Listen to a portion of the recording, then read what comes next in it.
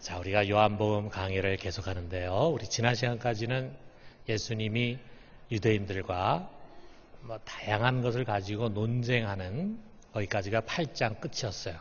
자, 이제 9장에 들어오면서 어느 때인지는 정확하게 우리가 알지 못하지만 예수님이 제자들과 함께 길을 가십니다. 근데 거기에 날 때부터 소경이 된 자가 앉아 있었어요. 거기서 뭘 하는가? 자, 우리가 7절까지 읽었는데 8절에 보면은 사람들이 이는 앉아서 구걸하던 자가 아니냐 이렇게 이야기하는 내용이 나옵니다. 자, 그것을 볼 때 아마 거기에 앉아서 오가는 사람들에게 손을 벌리고 구걸을 하는 그런 이제 소위 거지였죠. 그 당시에 장성한 맹인이 할 수 있는 일이 무엇이 있었겠어요. 그래서 우리가 성경에 보면 딴 데 보면 또 거지 바디메오 맹인 이야기가 또 나오지 않습니까? 아마 그 당시에 유대인 땅에 그런 맹인들이 할 수 있는 게 아마 구걸하는 것밖에 없었을 것입니다. 날 때부터 맹인으로 태어났습니다.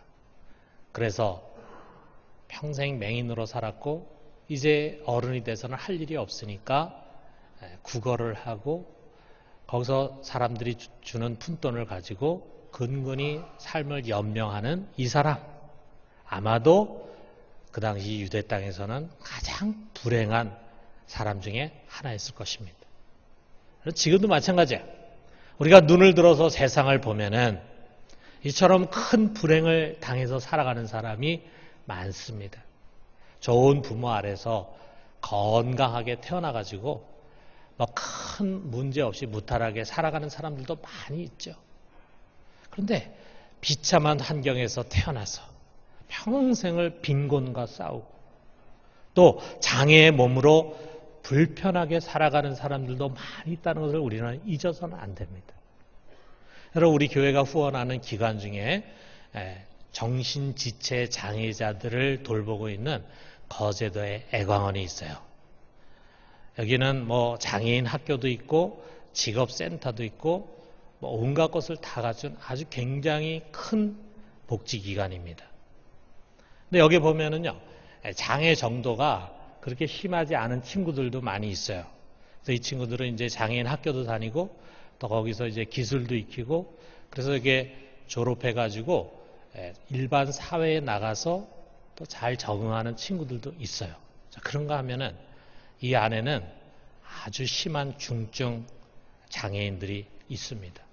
그래서 우리가 가끔 사역훈련생들 데리고 여기 방문을 할 때 우리 원장님이 꼭 부탁해 여기를 꼭 좀 저희들이 들어가서 방문하게 해주십시오. 지금 민들레 집인데 여기가 이 애광원에서 가장 중증 환자들이 돌봄을 받고 있는 곳입니다.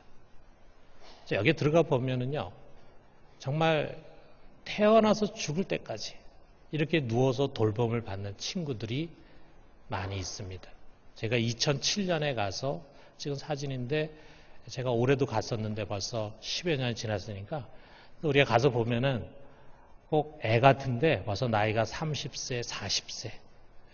태어나서부터 계속 그렇게 누워가지고 사람들이 먹여주는 거, 마시게 해주는 거 그렇게 하면서 살아가요. 아마 옛날 같으면 오래 살지 못하고 죽었을 것입니다. 그러나 지금은 이제 기관이나 국가의 돌봄 가운데 연명해 가고 있어요. 여기 있는 이런 분들은 정말 자기의 의지와는 상관없이 태어났습니다. 왜 이들은 이처럼 좀 고통 가운데 태어나서 평생을 이렇게 힘들게 살아가야 할까? 하나님 믿지 않는 무신론자들은 이런 모습 보면서 하나님의 실패작이다 이렇게 노골적으로 조롱을 합니다. 우리가 잘 아는 C.S. 루이스라고 하는 기독교 작가 있잖아요. 그가 쓴 책 중에 고통의 문제, The Problem of Pain이라는 책이 있는데 거기에 보면은요, 이런 다양한 종류의 고난에 대해서 하나님 믿지 않는 비신자들이 가질 수 있는 생각이 소개가 되어 있어요. 이런 생각들을 그들이 할 수 있다 이거죠. 하나님이 선하다면 자신이 만든 피조물들에게 완벽한 행복을 주고 싶어 할 것이며 하나님이 전능하다면 그 소원대로 할 수 있을 것이다. 그런데 지금 피조물들은 행복하지 않다. 그러므로 하나님은 선하지 않은 존재이거나 능력이 없는 존재이거나 또는 선하지도 않고 능력이 없는 존재일 것이다. 참 얄궂은 표현이죠. 반면에 우리 하나님을 변호하려고 하는 사람들은 그 모든 불행의 원인이 인간 속에 있다. 그 원인을 인간에게서 찾으려고 합니다. 인간이 잘못했기 때문에 그런 불행을 자초한 것이다 라고 하는 거야. 자, 여기 제자들의 질문이 바로 그것입니다. 2절에 보니까 랍비여, 이 사람이 맹인으로 난 것이 누구의 죄로 인함이니까? 자기니까? 그의 부모니까? 자, 이게 그 당시에 유대인들이 갖고 있는 전형적인 아주 율법적인 사고죠. 모든 고난은 죄에 대한 하나님의 징계다 라고 하는 거예요. 랍비 암미라고 하는 사람 있는데 그 당시에 그가 남긴 글 중에 이런 말이 있어요. 죄 없이는 죽음도 없고 범죄함 없이는 고난도 없다. 모든 고난은 죄 때문에 생기는 것이다.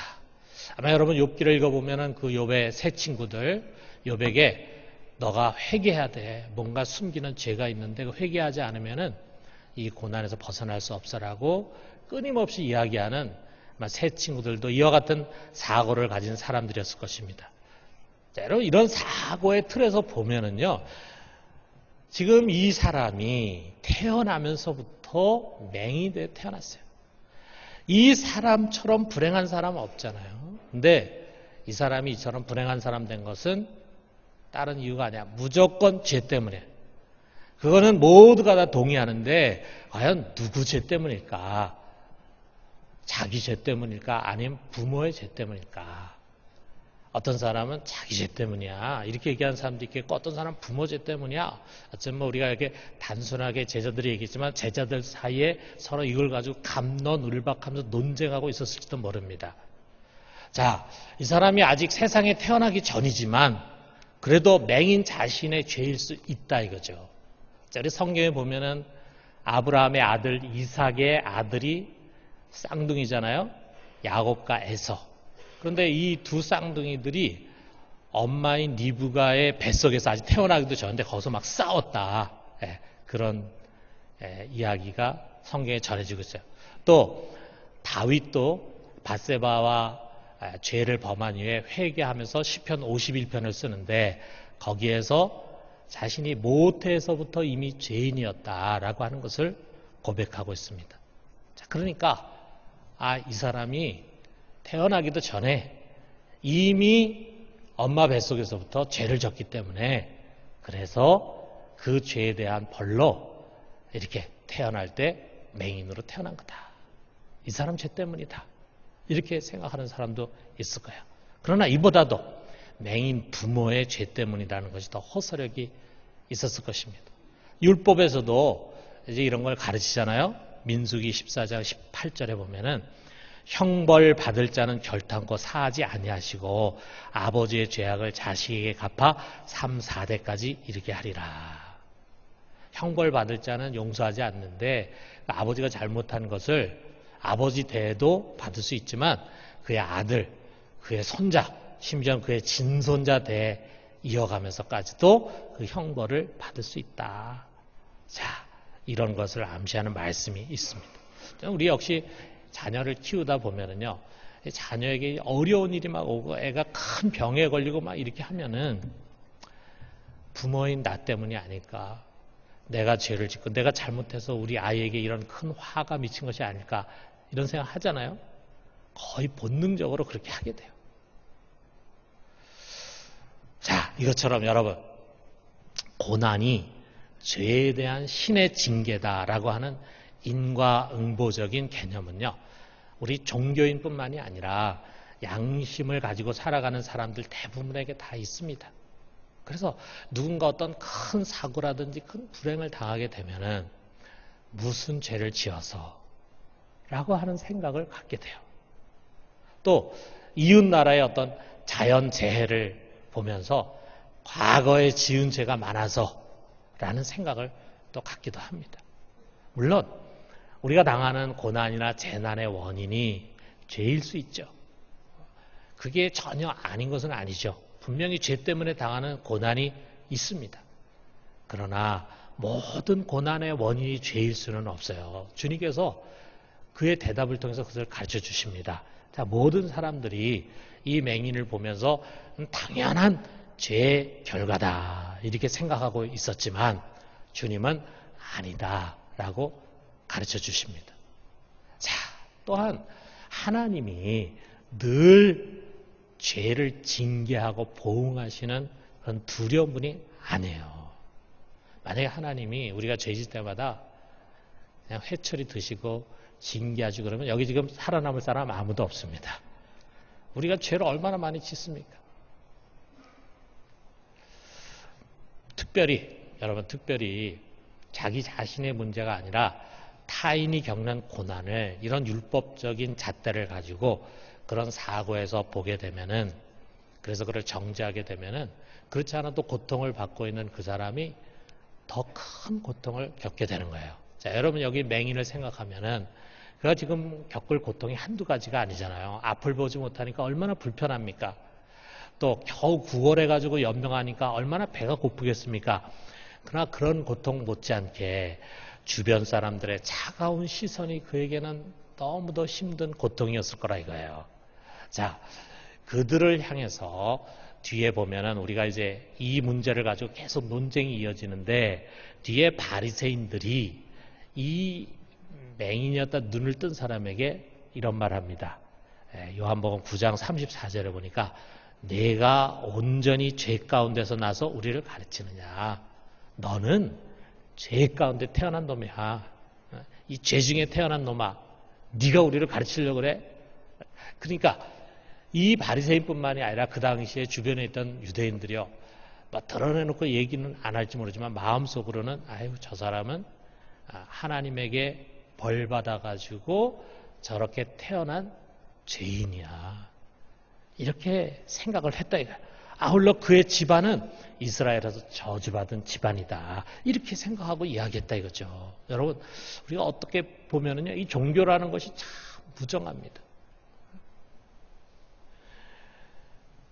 맹인이나 또는 그 가족 자신들도 이런 사고의 틀에서 벗어나지를 못하는 거야. 그래서 자신들이 이처럼 맹인으로 태어난 것은 자신들이 뭔지는 모르지만 자기나 또는 부모의 지은 죄에 대한 형벌이다. 그렇게 믿고 있는 거야. 그렇게 생각하고 있는 거야. 그러니까 하나님 얼마나 두렵겠어요. 하나님 얼마나 두려워하겠어요. 자, 그런데 여러분, 예수님 대답하십니다. 그 예수님의 대답은 이 모든 것을 한순간에 다 뒤엎어버리는 거예요. 여기 3절에 아주 중요한 말씀을 하시니까 우리 같이 한번 읽어봅시다. 이 사람이나 그 부모의 죄로 인한 것이 아니라 그에게서 하나님이 하시는 일을 나타내고자 하심이라. 저 사람이 맹인으로 태어난 것은 죄 때문이 아니다. 자기가 죄를 지은 거나 또는 그 부모가 죄를 지은 거 아니다. 이 어리석은 논쟁을 이제 그만둬라. 제자들이 이렇게 말씀하는 거야. 그러면서 이 고난은 오히려 하나님이 그의 일을 나타내기 위한 것이다. 여러분 이 말씀 한번 잘 새겨봐요. 제자들은 지금 예수님에게 이 사람이 맹인이 된 원인이 뭡니까? 이렇게 묻잖아요. 그런데 예수님은 맹인이 된 목적으로 대답을 하시는 거예요. 참 정말 놀랍지 않습니까? 오늘 우리가 참 이 예수님의 이 사고의 패러다임을 좀 깊이 묵상해 볼 필요가 있습니다. 주님은 이 참담한 불행과 고난의 동기를 말씀하는 것이 아니라 그 고난을 허락하신 하나님의 목적이 있다. 목적. 그 목적에 주목하는 거예요. 그래서 NIV 영어 성경이 참 이것을 잘 번역을 했다고 생각하는데 그게 이렇게 이제 한국말로 번역하면 이렇게 돼 있어요. 이런 일이 일어난 것은 그 사람 속에서 하나님의 사역이 드러내지기 위한 것이다. 그가 태어나면서부터 이렇게 맹인이 된 것은 저주나 불행이 아니라 오히려 그 사람 속에서 하나님이 그의 일을 드러내기를 원해서 이와 같은 일이 이루어진 것이다 라고 하는 거라요. 이 장애인 속에서 하나님이 하시고자 하는 일이 있어요. 그 일을 위해서 예수 그리스도를 보내셨어요. 그래서 주님은 바로 그 일을 행하십니다. 그 일이 뭡니까? 땅에 침을 뱉어요. 그리고 진흙을 이겨요. 그리고 그 진흙을 눈에다 바릅니다. 그러면서 그에게 말합니다. 실로암 못에 가서 그것을 씻어라. 그 실로암이라고 하는 것은 보내심을 받았다는 뜻인데, 자, 그 말씀을 듣고 이 사람이 그 명령에 순종해가지고 실로암에 가가지고 눈을 씻었습니다. 어떤 일이 일어났습니까? 태어나서 한 번도 그는 세상을 보지 못했는데 그의 눈이 띄어지면서 세상 만물을 보게 됐다 이거예요. 야, 그때 그 사람의 마음이 어땠을까? 막 너무 기뻐가지고 펄쩍펄쩍 뛰면서 돌아왔겠죠. 그리고 그 모습을 본 사람들이 하나님께 영광을 돌리지 않았겠어요? 이렇게 맹인의 눈을 열어주면서 하나님께 영광을 돌리게 하는 일, 그것이 바로 하나님의 일이었다 이거죠. 자, 여러분, 오늘 우리 이 사건 속에서 몇 가지 교훈을 좀 받아요. 첫 번째 뭐냐면 고난에 대한 사고의 틀을 바꾸라 이거예요. 여러분, 우리가 살아가다 보면 누구나 다 생각지 못한 고난을 만날 수 있잖아요. 우리가 어떤 고난에 봉착할 때 우리가 흔히 갖는 반응이 있잖아요. 우리가 흔히 갖는 사고의 틀이 있어요. 왜냐하면 왜 이렇게 됐을까? 누가 잘못했을까?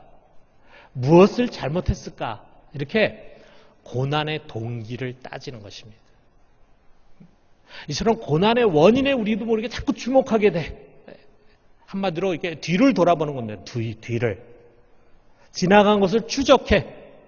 그러다 보면 여러분 어떤 일이 생겼어요. 그 고난 자체도 힘들지만 그 고난을 맞이하는 우리의 생각 속에 어두운 생각들이 많이 있게 마련이죠. 속상하고 원망스러운 것들이 많이 생기는 거예요. 자, 돌아보니까 내가 왜 그때 그렇게 했을까? 내가 잘못한 이 내가 너무너무 미워져요.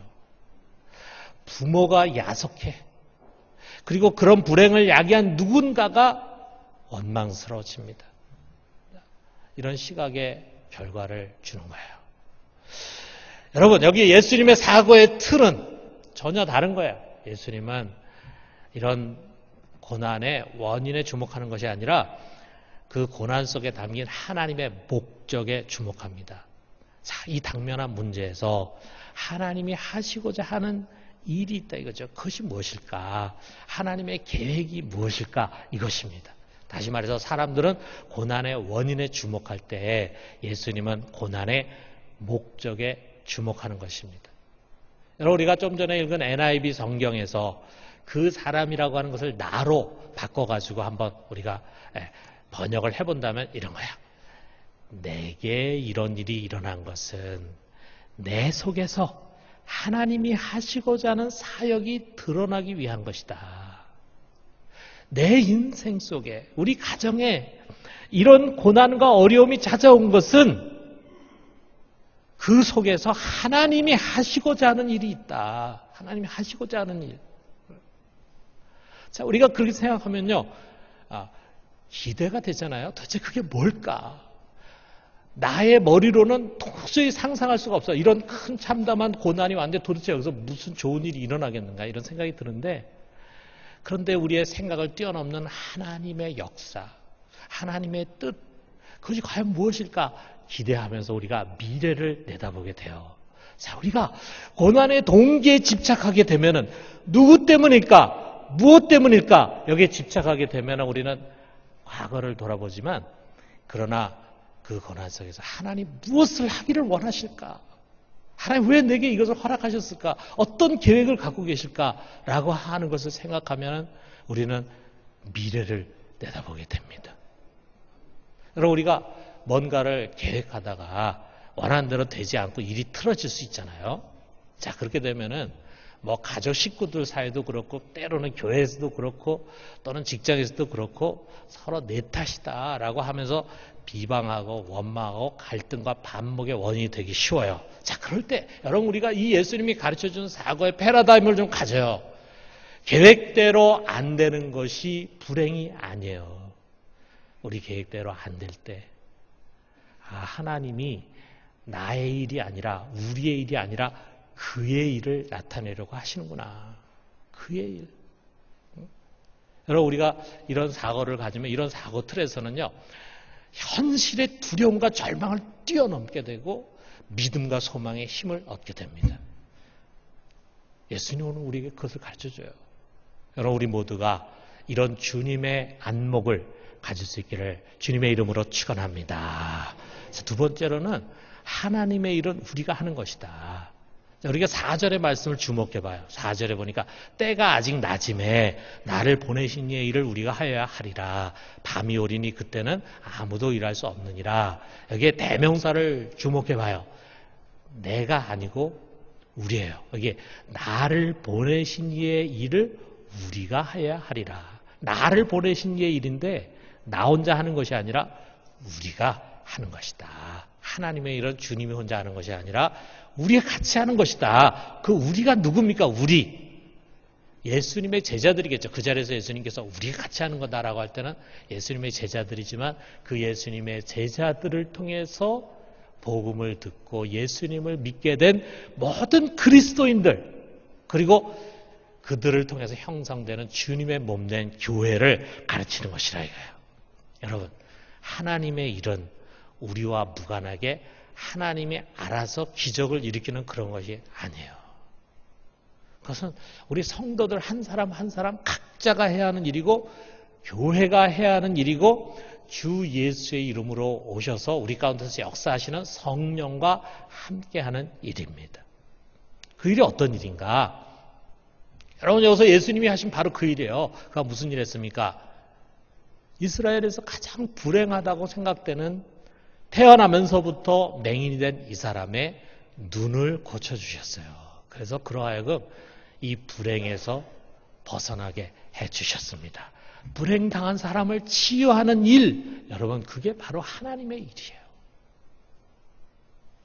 여러분 그거는요 기적의 일만이 아니에요. 실로암의 기적 같은 그런 기적의 일만이 하나님의 일이 아니에요. 자, 오늘날 맹인과 뿐만 아니라 여러 다양한 장애인들이 있어요. 그런 사람들이 더 이상 불편하고 불행하게 살아가지 않도록 그들을 지원하고 그들을 돕고 그들을 위로해주고 우리가 내는 세금을 통해서 그들이 편안하게 살 수 있도록 지원해 주는 일, 아니 우리가 직접 찾아가서 때로는 그들과 함께 놀아주고 또 그들의 옷도 입혀주고 목욕도 시켜주고 함께 같이 놀러가기도 하고 그리고 그들에게 따뜻한 위로를 주면서 당신은 혼자가 아닙니다. 우리가 당신과 함께합니다.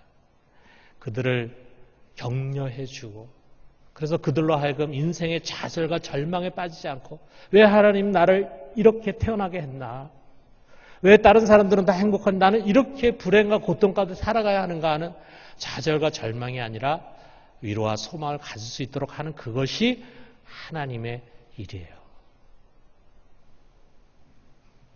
여러분 이 세상에는요 하루에 1달러로 연명하는 사람들이 많습니다. 하루 1달러, 하루 1,000원, 하루 1,000원 가지고 하루 세 끼 먹고 살아갑니다. 그야말로 기아와 영양 부족으로 고통받는 지구촌의 사람들, 우리가 그들을 외면해서는 안 됩니다. 그들을 우리가 구제하고 돕는 일이에요. 전쟁이나 박해로 말미암아 자기가 그렇게 오랫동안 친구들과 가족들과 친족들과 정들며 살았던 고향을 떠나고 고국을 떠나서 남의 나라의 거지와 같이 돼가지고 도움을 요청하는 그런 난민들을 돕는 것, 그것이 바로 우리가 해야 할 하나님의 일입니다. 이런 불행을 만난 사람들을 앞에 두고 왜 누구의 잘못이냐, 어떤 역사적인 과거고 어떤 정치인의 실정이냐 이런 걸 따지는 것도 필요하겠죠.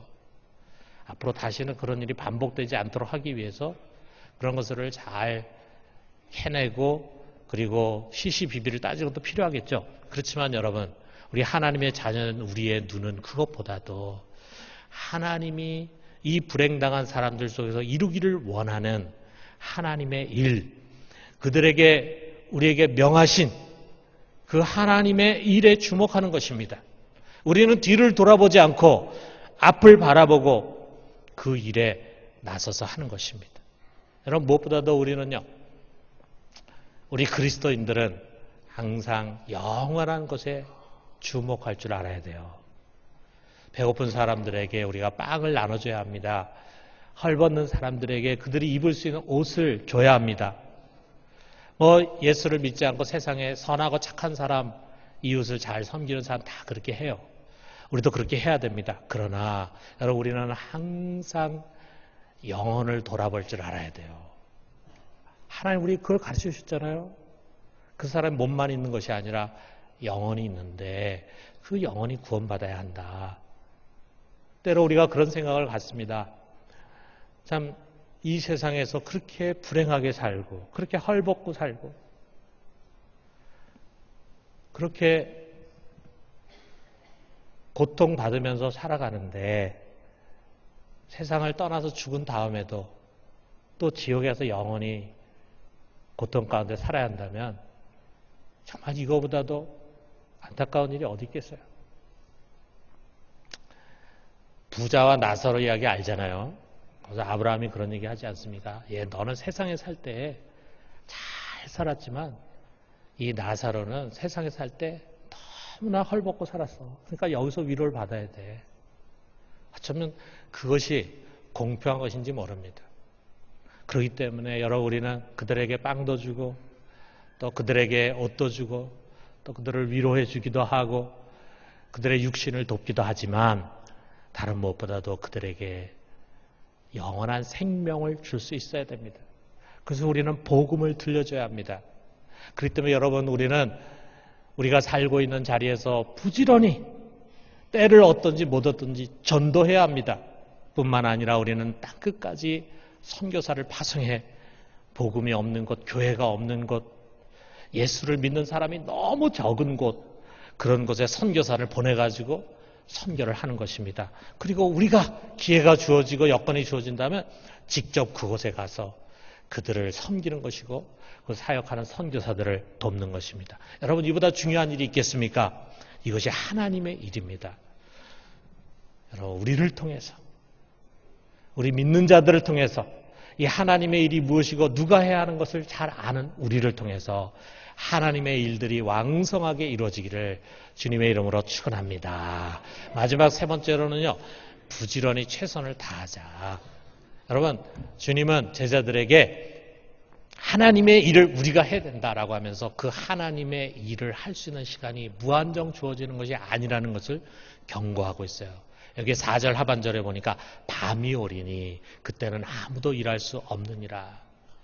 낮이 지나고 해가 다 지고 빛이 사라지고 어두운 밤이 올 것입니다. 그때는 일하고 싶어도 일할 수 없습니다. 그 일할 수 없는 밤은 언제일까?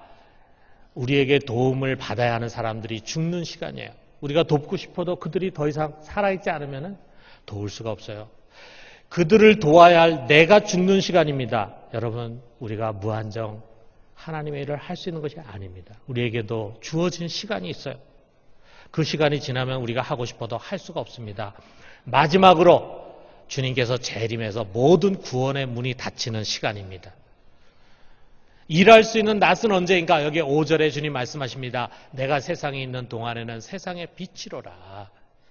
아직 주님이 계신 시간이에요. 이것은 우리가 문자적으로 본다면 주님께서 십자가에 못 박혀 죽고 부활하기 전에를 가르친다고 볼 수 있겠지만, 그러나 그 내용을 깊이 들여다보면 이것은 다른 것이 아니라 성령의 시간입니다.